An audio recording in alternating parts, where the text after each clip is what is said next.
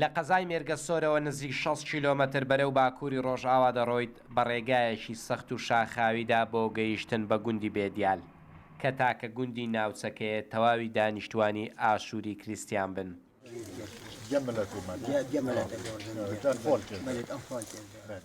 بێدیال تەنها 5 خێزانی تێدا نیشتەجێیە کە 20 کەسن.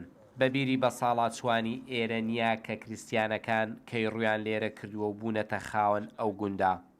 گوندەکە جیرانی ژمارەیەکی زۆری دێهاتی موسڵمانە، بۆیە دابوو نەریت و هەڵسوکەوتی کریستیانەکانی بێدیال هاوشێوەی گوندەکانی جیرانیانن. ئەوە خەڵکی گوندی بێدیال یەتهاتی ئێرە وەکو بارزانی دابوو نەریتێت وان هەڵسو کەوتێت وان جلو بەرگێت وان وەکو بارزانی تعاملات گەهاتیەکردنێ لێرێ هیچ جیاوازیەک نابەینا بسلمانێکی و مەسیحێکێدا نەبووە هەل سەردەمێ باو باپیرێتمە هەتا vە سەردەمە یعنی زۆر جارا هاوکاریە پێشمەرگا کردەی و حتا vê gavêj xelkê bê gundê bêdiyal zorbey wan fermandêtme pêşmergene û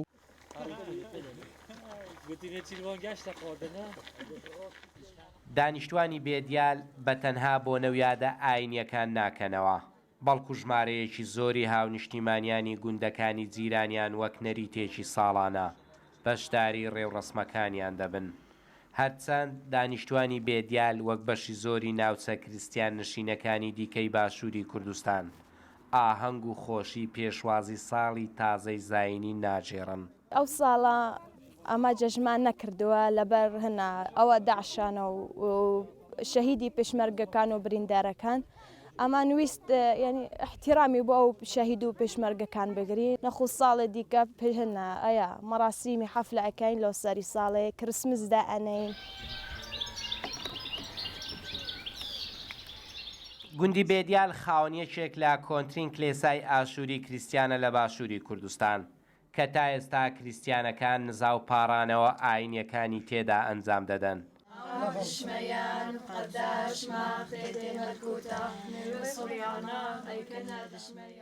لە کلێساکەدا گۆڕی مارگۆگریس هەیە کە گەورە پیاوێکی ئاینی ئەو سەردەمی کریستیان بووە.